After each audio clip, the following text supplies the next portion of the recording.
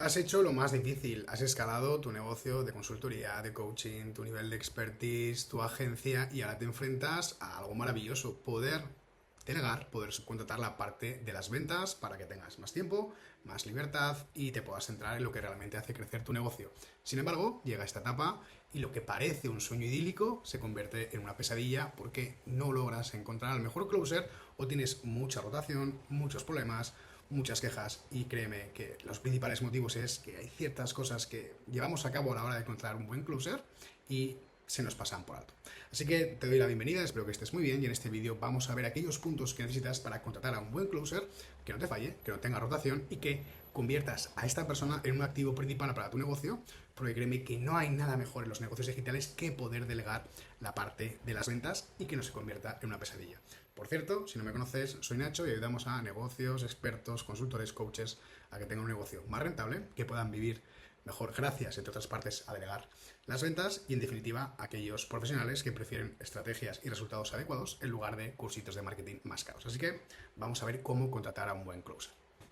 Ok, lo primero que tenemos que tener en cuenta es que no hay que buscar al closer que más vende. Y esto parece que es una contradicción, pero créeme que un closer puede cerrar mucho y ser malo para tu empresa. Porque recordemos que este tipo de perfiles van a comisión. Es obvio que vayan a comisión. Entonces, su objetivo principal es vender, vender, vender, vender y vender a toda costa. Y esto puede atentar directamente no solo contra tu negocio, sino contra tu marca y contra tu reputación. Entonces, es muy, muy importante que ese closer que tengas, pues que no presione demasiado. Porque si esta persona está solo centrada en vender, vender, vender, pues lógicamente ese nivel de presión para conseguir esa comisión, pues puede hacer que la otra persona pues sea reacia, prometer cosas que no existen. Es decir, cuando nos enfrentamos a una llamada de ventas, si prometemos el oro y el moro, pues es mucho más probable que nos contraten. Pero si luego lo que el closer está ofreciendo no corresponde con lo que nuestro servicio ofrece, pues vamos a tener problemas. Y te aseguro que el problema no lo tendrá el closer, lo tendrás tú. También vender a clientes inadecuados. Es súper importante filtrar a aquellos clientes a los que puedes ayudar y a los que no puedes ayudar. Y entonces cuando el closer se enfrenta a estas llamadas de venta, él tiene que tener la iniciativa, por supuesto, de poder descartar aquellas personas que tú entiendes que no son adecuadas para tu negocio. Porque si no, se te acabará llenando tu formación, tu consultoría o tu agencia de clientes tóxicos, no porque el producto sea malo, no porque el nicho sea malo, sino porque el proceso de ventas está basado más en vender por vender que no en construir un negocio. Además, todo esto va a hacer que te generes devoluciones, que ese periodo de desistimiento se efectúe pues muchas más veces del porcentaje mínimo, de que la gente no esté contenta, de que el cliente ya entre pues o con una expectativa diferente o que entre con cierto recelo. Y por supuesto, lo más importante es que puede dañar tu marca y tu reputación. Y esto que lo vemos habitualmente, aquellos procesos de venta donde la expectativa es muy amplia, donde realmente es una venta muy agresiva, muy ácida, donde prometemos expectativas que luego no se cumplen. Y no digo que sea responsabilidad tuya, pero sí que es responsabilidad tuya sentar el marco y sentar las bases para que esa persona que estás contratando que no esté dentro de estos problemas que créeme que son muy habituales. Nosotros hemos trabajado con closers, hemos ayudado a otros negocios como el tuyo a generar y tener un equipo comercial y esto para mí es un filtro súper importante porque además no solo te va a beneficiar en tu negocio, sino que te va a ahorrar mucho, mucho tiempo. Importante, la calidad de la venta también importa. Si ese closer es un closer consultivo, es un closer que hace diagnóstico, es un closer que acompaña, es un closer que da pues ese valor, esa confianza y esa calidad y calidez dentro del proceso de venta, pues lógicamente el cliente va a entrar mucho más seguro y va a aprovechar tu formación al máximo. Así que súper importante, lo vuelvo a abrir aquí, que esa persona, ¿vale? Ahora te diré cómo preguntar, qué no preguntar para que lo tengas claro, pero ten en cuenta este marco de que la presión excesiva solo por buscar la comisión, prometer cosas que no existen en la llamada, que esto pasa muy habitualmente, ofrecer garantías, acompañamiento, sesiones personalizadas solo para generar esa comisión rápida, puede ser pan para hoy y hambre para mañana. Así que ten en cuenta que esto por lo menos son los 4 o 5 pilares básicos que tienes que tener en cuenta para poder contratar a un buen closer. Además, entonces, vale, una vez que ya sabemos que tenemos que vamos a delegar las ventas, ¿qué tenemos que buscar en esa persona? ¿Qué tenemos que buscar en ese closer. Importante, esa persona tiene que tener la capacidad de escuchar, es decir, tiene que ser una persona que pregunte, que profundice, que no interrumpa al cliente, que no vomite un discurso viral de un reel de Instagram de preguntas de dolor, preguntas de tal. Eso puede ser el esqueleto, puede ser la estructura, pero créeme que todo lo que sea una venta guionizada, ojo, siempre respetando la estructura, no va a funcionar tanto. Por lo tanto, tiene que ser una persona que tenga esa capacidad de escucha, esa capacidad de profundización, para que luego el futuro cliente sienta que es una llamada consultiva, sienta que es una llamada de confianza, que genere esa empatía, esa cercanía y por lo tanto la entrada sea mucho más fácil.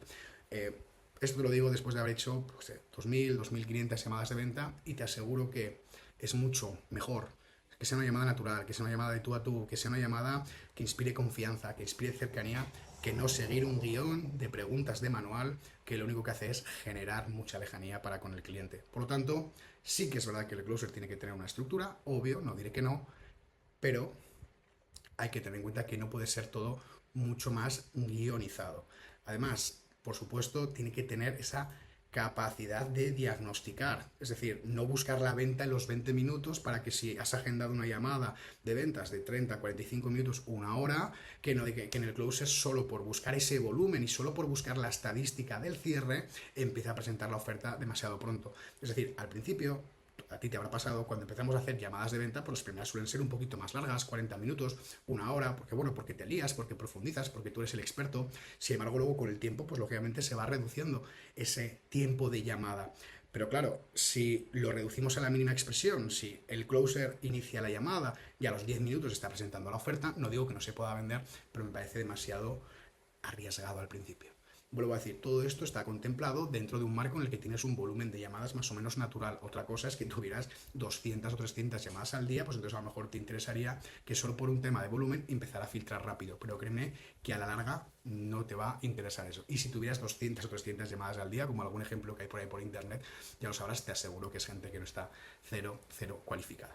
Por lo tanto, súper importante que, yo siempre lo digo, la venta cada vez es más diagnosticadora. Los malos vendedores venden el qué. Los que son un poquito más avanzados te venden el cómo, sin decirte lógicamente lo que contiene, y para mí los más top son aquellos que diagnostican, porque así el cliente pues, se siente seguro, se siente que está delante de una persona que lo entiende, que entiende su problema y que sabe que le puede ayudar. Por lo tanto, esa persona tiene que entender la situación del cliente, tiene que tener esa empatía, tiene que entender el problema por el cual viene, cuál es el objetivo de la persona y cuáles son los obstáculos que tiene. Y todo eso, si te fijas, pues rivaliza con el punto anterior donde hablábamos de que la persona puede presentar la oferta demasiado pronto, porque crea una sensación en el cliente de que, vale, yo quiero hablar contigo, lógicamente el cliente ya entiende que le vas a presentar una oferta, pero hombre, por lo menos pregúntame algo, preocúpate un poco por mí, dame algo, un camino, muéstrame algo, no digas, hola, bueno, te voy a contar cómo funciona esta llamada, tal, dos preguntitas y ala, y esta es la oferta. No te van a comprar, ¿ok? No te van a comprar, ¿vale? Entonces, muy importante este tipo de que la persona sea una persona cabal, o sea, es decir, que sea una persona normal y corriente, ¿vale? Huye de los tiburones, de los que te dicen que cierran el 70%, porque además es que no es cierto, ¿vale? Sobre todo si vas a tráfico frío. Es una persona que sea una persona normal, que lógicamente que entienda de ventas y que sepa cuáles son las estructuras, las preguntas, los tips, cómo vencer, cómo resolver objeciones, cómo prevenirlas. Obvio, eso es la parte profesional del propio closer, pero tiene que haber una parte humana. Yo te recomiendo que también te fijes mucho en esa parte humana. Por lo tanto, capacidad de diagnosticar. Importante, tiene que entender el producto. Es decir, si tú hablas con un closer que tan pronto te vende salud como emprendimiento, como relaciones, como psicología, como fisioterapia, bueno, pues empieza a ondear alguna banderita un poco roja, ¿ok? No podemos ser expertos en todo. El closer tiene que creer en el producto. No pasa nada al final. O sea, no digo que él no crea porque tu producto sea malo, simplemente es que a lo mejor no encaja con lo que él está acostumbrado. Es decir, en nuestro caso, si ahora yo tuviera que ponerme a hacer llamadas de venta, pues lógicamente pues tendría que hacer llamadas de venta para negocios, para productos de consultoría, para productos B2B, algo con lo que yo estoy habitualmente familiarizado. Vendería mucho más esa rama de servicios que lo que si me pusiera a vender ahora productos de psicología o de suelo pélvico. Es algo que no soy tan profesional en ello y a lo mejor no empatizo tanto con la persona, no porque no me interese, sino por un tema de formación profesional. Así que dentro de esa persona que estás buscando, tiene que estar más o menos dentro del espectro habitual. Es mucho más sencillo que luego funcione si tú, por ejemplo, vendes psicología, o vendes relaciones de pareja, o vendes nutrición o entrenamiento, siempre va a ser mucho más interesante de que ese closer tenga algún tipo de relación con el mundo fitness, con el mundo relacional, con el mundo de pareja, que no una persona que hace 2 meses estaba vendiendo un infoproducto de cómo emprender en marketing digital. ¿Vale? Quiero que entiendas esto. Además, por supuesto, tiene que ser dentro de esa parte humana, obvio. Luego está la parte más del expertise, tiene que entender el mercado, tiene que entender el problema que tiene que tu avatar, el lenguaje de su día a día. Esto es súper importante, es decir, que la persona entienda ese lenguaje mental, que lo haya vivido, que no sea un avatar que le resulte extraño. Siguiendo con el ejemplo anterior, si yo ahora me pusiera a vender programas de suelo pélvico, pues lógicamente a lo mejor me costaría, porque no entiendo ese lenguaje con el avatar, ese día a día. Me lo puedo imaginar, lo puedo estudiar, puedo profundizar, pero ese mensaje mental y ese contexto que tiene, pues lógicamente ahí puedo hacer que mi tasa de conversión baje. Y lo que buscamos es una persona que hay un montón de profesionales en todos los ámbitos que encajen más con tu producto y con tu servicio. Por lo tanto, buscar un closer no es algo que hagas en 2 horas, no es algo que hagas en una tarde, ¿vale? Ya sabes que tengo otro vídeo donde te digo cómo escalar tu proceso comercial y cómo hacerlo de forma correcta. Ya, pues, pero más allá de esto, hay un montón de profesionales que cada uno se adapta a tu situación. Es importante hacer esa búsqueda.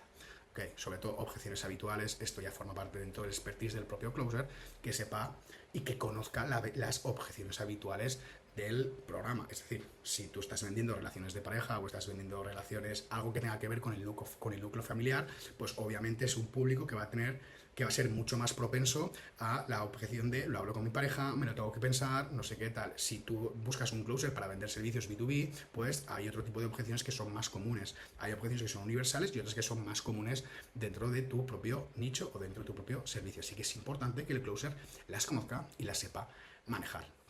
Obvio también el tema de la ambición. Tiene que ser una persona que quiera mejorar, que no simplemente quiera trabajar contigo porque vas a hacer un lanzamiento random y quiere monetizar un par de miles, que tenga esa ambición profesional, esa mira al futuro, que quiera aumentar sus ingresos y que no se conforme rápidamente, que él tenga afán y que tenga iniciativa de mejorar y de poder trabajar contigo a largo plazo. Créeme que no hay nada más potente en un negocio digital que poder delegar las ventas de forma bien. Entonces, si tú estás contratando a una persona que está buscando dar el pelotazo, que está buscando facturar un par de miles porque es la época de septiembre, octubre donde todo el mundo lanza, pues vas a tener problemas. Porque además piensa una cosa, todo esto, como veías en el vídeo anterior, requiere un tiempo, requiere una curva de aprendizaje, entonces no hay nada más frustrante el hecho de que tú hayas dedicado tiempo, foco y energía a formar a una persona. Si has seguido las indicaciones del otro vídeo, te lo dejaré por aquí, para que luego dentro de un mes descubras estos vicios ocultos que hemos comentado aquí, o hemos comentado aquí, o hemos comentado aquí. Ya sabes que el mapa de ideas, para que lo tengas claro, lo tendrás abajo. Pero quiero decir con esto que primero hay que cascar los huevos y luego haremos la tortilla. Entonces no podemos hablar de cómo vender, de tal cual, si realmente la persona no ha pasado estos filtros. Otra de las cosas para mí que es muy, muy importante es que la persona sea coachable. No sé si la palabra existe, pero coachable en el sentido de que acepte el feedback que tú como experto le estás dando para esas llamadas, ¿no? Veíamos en el vídeo anterior que es importante involucrarse en qué está haciendo tu equipo, que cómo estás vendiendo, cómo están haciendo esas llamadas. Es importante también que esté abierto a hacer diferentes roleplays, que esté continuamente mejorando y formándose.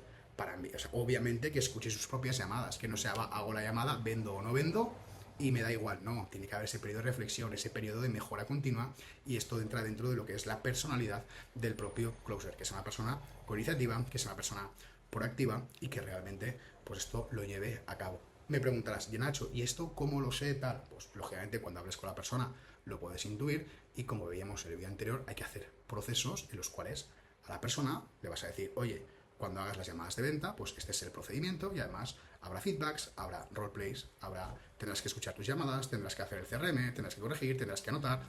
Todo eso, aparte de que tú lo puedas intuir y que te dé buena vibra, lógicamente tiene que estar tiene que estar estipulado en algún tipo de proceso que tú puedas hacer para con tus propios closers en este caso.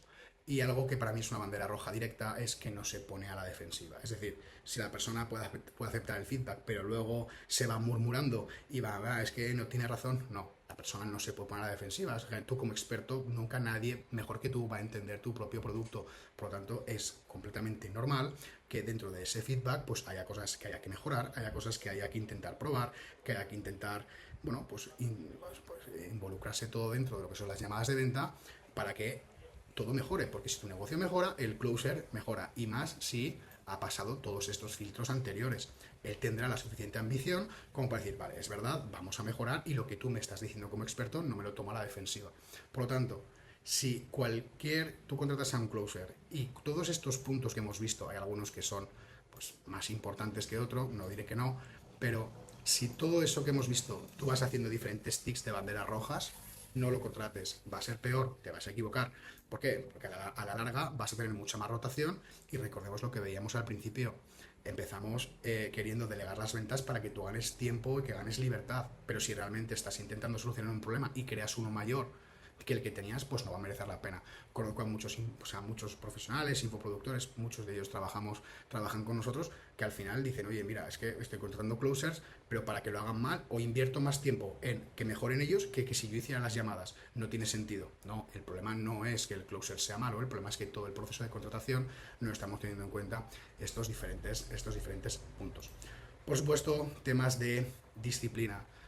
Tú dentro de todos esos procesos que veíamos en el vídeo anterior, puedes tener tu CRM, hablo de CRM, puede ser una hoja de Excel, entonces tiene que ser disciplinado, hacer la llamada de venta, apuntar la información, los seguimientos, cuándo los hace, cuándo no los hace, las notas de la llamada, las métricas que tiene, por supuesto. O sea, el closer no puede decir, venga, ¿cuántas llamadas tengo esta semana? 40, y no llevar una métrica de las llamadas que hace, de las llamadas que cancela, de las llamadas que cierra, de las que no cierra, de la calidad del lead. Todo eso el closer lo tiene que tener claro. Y obviamente tú le vas a dar la plantilla, tú le puedes dar ciertas herramientas para hacerle la vida más fácil, que eso ya es responsabilidad nuestra, pero él tiene que tener la suficiente disciplina como para que ese procedimiento, ese protocolo que tú has diseñado, él lo siga y lo apunte. Por lo tanto, súper importante que las llamadas de venta que él vaya haciendo, vaya apuntando todos los inputs de la propia llamada, incluso dentro del proceso. Por supuesto, por qué no decirlo, los valores. Es una persona que tiene que estar en sintonía con lo que tú ofreces, con los valores, con tu método, con tu sistema, con tus resultados, porque si no en la venta se va a notar. Y el cliente, si él percibe una vibra en la llamada de ventas que es diferente, para bien o para mal, en lo que él se encuentra dentro del servicio, pues lo vas a perder, va a haber desistimiento o va a haber devoluciones. Tiene que estar alineado con tus valores. Es decir, no tendría sentido que tú tuvieras un programa de cómo ser de veganismo o un programa animalista o un programa feminista o estas cosas que tienen unos valores muy marcados y que la persona, pues no voy a decir que no comparta lo tuyo, pero que estuviera en las antípodas de lo que tú quieres marcar. Se va a notar, porque si una persona no es animalista, no es feminista, no es vegana y acaba vendiendo un producto que representa todo lo contrario, pues o pueden pasar dos cosas: que no venda, que es lo más habitual, o que a la persona que le venda pues no esté 100% alineado con tus valores y a la hora de entrar pues puedas tener problemas de devoluciones o incluso algún tipo de motín o ruido dentro de tu formación o tu programa que te aseguro que no te interesa. Por lo tanto, ten en cuenta todo esto de qué es lo que tienes que buscar para buscar ese closer de venta. Súper importante, no tanto la capacidad de escuchar, pero los valores de marca, cómo conecta contigo, que también sea un poquito ambicioso como veamos, y sobre todo para mí lo más importante, te diría que está dentro del top 3, es esta parte que sea coachable, que sea moldeable, que acepte esos feedbacks, que esté dispuesto a aprender y que esté dispuesto a trabajar contigo a futuro. Más cosas dentro de el closer mercenario. Cuidado con estas cosas, y aquí he intentado ser un poquito más específico, porque hay veces que, claro, todo esto os parece que suena muy idílico, pero luego te pones a buscar closers por Instagram o incluso hay agencias que te lo proporcionan y parece que es todo muy sencillo, ¿vale? Y es lo que decíamos antes, Nacho, ¿y cómo me doy cuenta de estas cosas? Bueno, pues te he listado aquí ciertas banderas rojas que tienes que tener en cuenta a la hora de entrevistarte con ese closer. Por ejemplo, si una persona solo pregunta por la comisión, bandera roja. Ya sabes que va a ser un comisionista, que va a ser un mercenario, y no lo discuto y no lo critico, simplemente es que a ti, que estás representando y que tanto te ha costado construir lo que actualmente estás disfrutando, pues no vas a tirarlo todo por la borda por un mercenario, ¿ok? ¿ok? Solo pregunta por número de llamadas. O sea, es que solo le interesa cuántas llamadas va a hacer, cuántas nase, solo que constantemente está culpando a los leads. Esto es algo muy habitual. Esta apúntatela porque te va a pasar. ¿Vale? Llegará el closer, hará 5 llamadas, no vendrá ninguna, podemos ver si es normal o no, y dirá, no, es que los leads vienen muy fríos, es que el setter no sé qué, es que en el lanzamiento no se han calentado demasiado, empezará a culpabilizar o a los leads o a los demás. Temas como los leads son malos, todo esto es algo muy habitual que pasa dentro de los closers. Entonces tú tienes que medir hasta qué punto es una pataleta y hasta qué punto forma parte de la personalidad del closer. Una queja constante o tirar balones fuera diciendo que él no tiene la culpa de nada es una bandera roja para no contar con esa persona. Recuerda, incluso aunque la hayamos contratado porque haya pasado los filtros anteriores, en el momento que detectes estas banderas rojas, prescinde de él. No le des una segunda oportunidad. Día que pasa con un mal closer, con un mal equipo de ventas, día que vas a vender menos y día que luego tendrás que invertir más tiempo y más energía en volver a formar a nuevos equipos. Como dicen muchos expertos, y esta frase la conocerás, contrata despacio, despide rápido. Así que 2-3 banderitas rojas, fuera. Más cosas, no quiere reunirse, no quiere ese feedback, no quiere formación, no admite propuestas ni mejoras, no quiere hacer roleplays habituales. Esto es algo que es bastante interesante, de que, como veíamos en otro vídeo, de que de vez en cuando, pues entre el propio equipo de ventas, tú como experto, puedes hacer diferentes roleplays. Pasa del CRM o no lo rellena en el plazo que hayáis estipulado. No hace seguimiento a los clientes solo es que yo no tengo que hacer seguimiento, este no va a pagar, no tiene dinero, no merece la pena, un poquito relacionado con el tema de que los leads son malos. No hacer seguimiento, no tener interés. Claro, pensemos que una persona, si le vas a pedir 2-3 mil euros en una llamada, o aunque sean 1000, pues habrá muchos que no te paguen en esa misma llamada. Entonces tienes que ser consciente de que a lo mejor estás dejando mucho dinero encima de la mesa solo porque un closer no quiere hacer seguimiento. Por supuesto, no acepta revisar las llamadas. Si yo fuera closer de ventas, lo más lógico es, si has hecho una serie de llamadas y se ha vendido o no se ha vendido, pues hay que revisar esas llamadas, que tú las revises como experto, que él las pueda revisar como profesional para ver qué mejorar y sobre todo qué está funcionando y qué no está funcionando. ¿Okay? Y otra de las cosas que también tienes que tener cuidado, aunque también dependerá del volumen que tienes, es que estén demasiados proyectos de forma simultánea. ¿Por qué digo esto? Porque hay a veces que contratamos a un closer para darle 5 o 6 llamadas a la semana. Que bueno, en el otro vídeo veíamos que no es lo más mejor, por así decirlo, ¿vale? Entonces es normal que si una persona quiere vivir de esto y si tú le das 5 llamadas a la semana para un producto de 1000 euros, pues no vaya a vivir como él aspira a vivir solo trabajando contigo. Pero tiene que haber un punto intermedio, ¿vale? Es decir, él puede estar trabajando contigo y con algún proyecto de forma simultánea, pero que tampoco sea como un mercenario o como un bazar de yo soy closer, trabajo con todo el mundo como veíamos antes. ¿Por qué? Porque en cuanto venga alguien que le dé más número de llamadas, en cuanto venga alguien que le ofrezca o vender un servicio de más precio o más facilidad de venta que el tuyo, se va a marchar de la noche a la mañana y te va a dejar pues con el culo al aire, por no decir otra cosa. Entonces, si tú a la hora de contratar a la persona ves que está trabajando en varios proyectos o que aspira a trabajar en varios proyectos y tú esto lo combinas con el volumen de llamadas que puedas tener, pues puede ser como un aviso. A lo mejor no es una red flag muy directa, porque hay que tener en cuenta que a lo mejor tú tienes poquitas llamadas al principio, pero sí que lo tengas en el radar de alerta de una forma pues, que tengas cuidado, por así decirlo. Luego el tema de cambiar constantemente de oferta. Lo veíamos un poquito antes en cómo contratar, o sea, en los primeros puntos de qué tener en cuenta a la hora de contratarlo. Pero si ves que cuando le preguntas por su trayectoria, como veíamos antes, en la parte de qué buscamos, que ha trabajado pues, con todo el mundo, por así decirlo, pues esto te da una sensación de que va buscando al mejor postor, ¿ok? Y no va a ser, puede ser que a la larga tengas problemas. Obviamente hay muchas más, pero yo me quedo sobre todo con las primeras, que cuando veas que es un closer mercenario, que sobre todo que no admita feedback, no es la persona que necesitas en tu equipo. Y si eso sucede después de haberla contratado, mi recomendación después de haber trabajado con muchos closers es que despidas lo más rápido posible.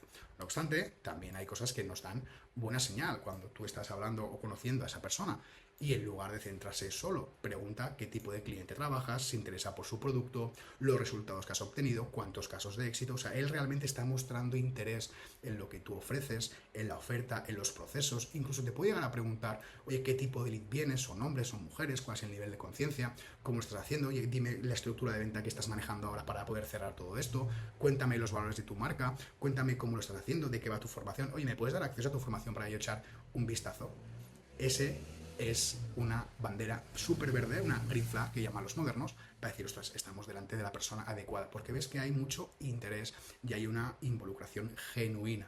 O incluso además, que lo he dejado para el final, te pregunto, oye, ¿qué cliente no debería comprar? Y esta para mí es súper importante, porque si te acuerdas, cuando veíamos antes, una de las cosas importantes del closer es que no tenga ese afán de venderle a todo el mundo. Entonces, cuando una persona te dice, oye, aparte de lo que ofreces, dime qué cliente no debería comprar para yo tenerlo en cuenta y pasar de él, te está dando muchas banderas verdes para decir que esta persona podría tener sentido trabajar con él.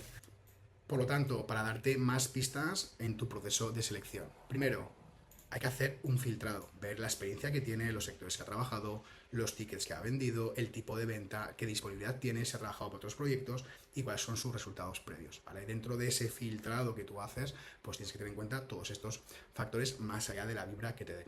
Es súper importante, lógicamente, la experiencia.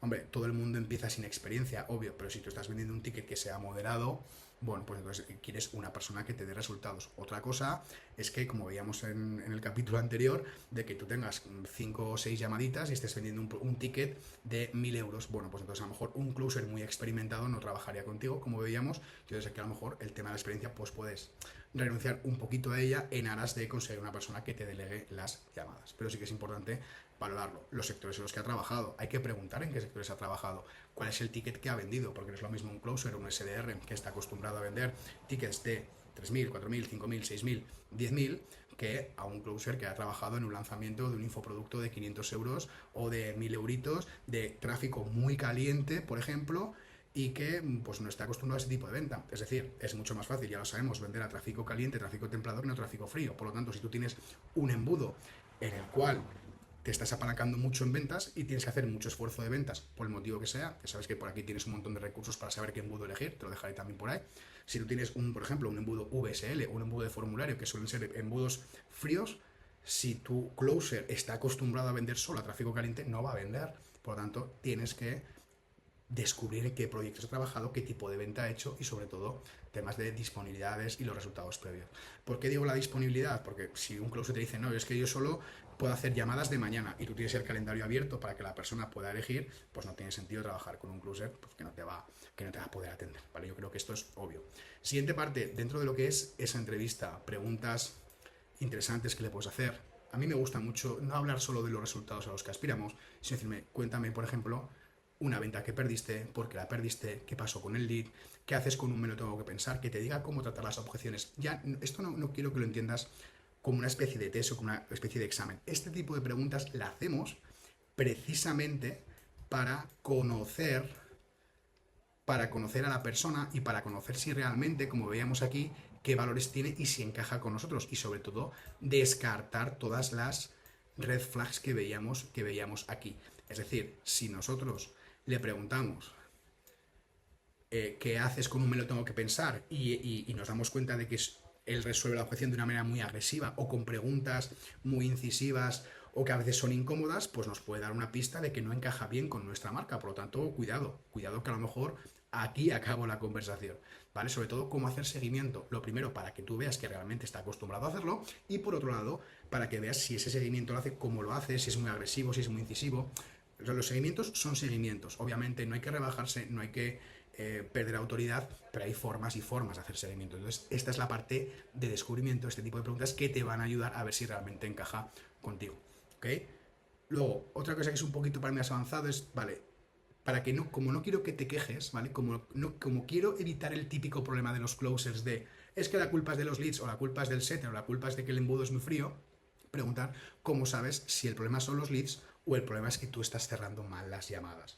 Esta pregunta tiene diferentes trampas, es un poquito sesuda, pero te dará mucha información del tipo de persona que es. Porque de la misma forma que si él te contesta directamente, es que los leads pues tal, o de la otra forma, él insiste mucho en no, que yo tengo que mejorar tal cual, pues te puede dar una pista buena, una pista mala para saber si realmente incluso te está mintiendo.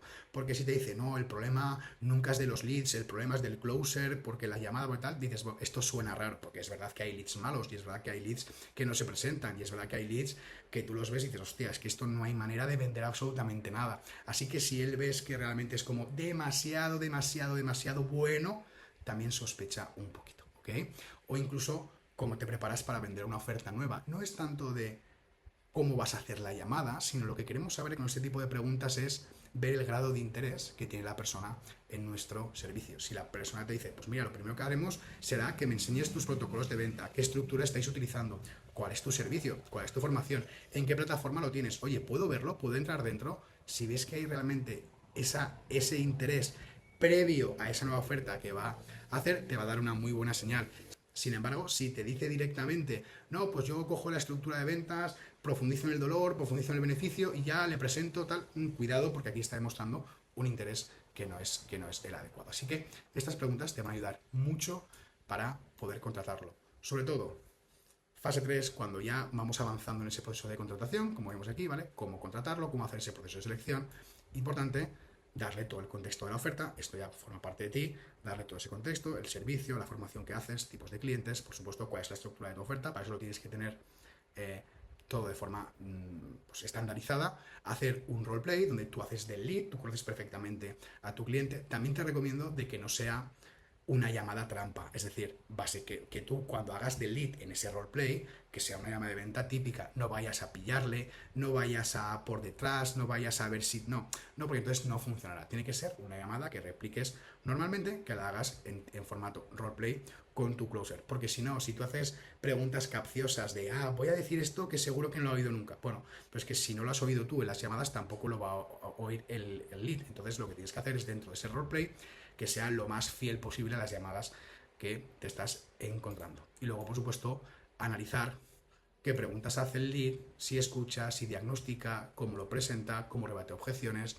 el término de presión que él mete en la propia llamada y cómo hace el cierre. Para que si todo esto encaja con tu marca, con otras veces que hayas podido subcontratar las ventas, si encaja con tu forma de vender, porque previamente a esto tú habrás vendido, entonces realmente te dará muy buenas señales. Sí que es cierto de que aquí hay una gran carga de que a ti la persona veas que encaja. Pero como estamos hablando de negocios y no de corazonadas, la vibra y la corazonada está bien, pero yo te invito a que todos estos checks y todas estas banderas las vayas atendiendo. Por lo tanto, luego hablando, la última fase, esa prueba real, primero, dale un volumen limitado de oportunidades. Yo sé que a nadie nos gusta vender y que muchos estáis locos por contratar closers y que muchos estáis diciendo, Nacho, es que ya estoy haciendo 15 llamadas, voy a subcontratarlo. Un error muy común es que paséis de la noche a la mañana de hacer 0 llamadas, de hacer todas las llamadas a hacer 0 porque os lo queréis quitar de encima y estáis hartos de hablar con la gente. Lo entiendo perfectamente, yo también he pasado por allí. Pero no puede ser que de la noche a la mañana todo lo grueso de tus llamadas se las pases a un closer. ¿Por qué? Porque lógicamente va a haber una curva de aprendizaje y el closer no va a vender lo mismo el primer mes que cuando lleve 4 meses contigo, de la misma forma que a ti tampoco te pasó. ¿Ok? Por lo tanto, primero vamos a darle un volumen limitado de oportunidades. Démosle un 15, un 20%, un 30% de las llamadas.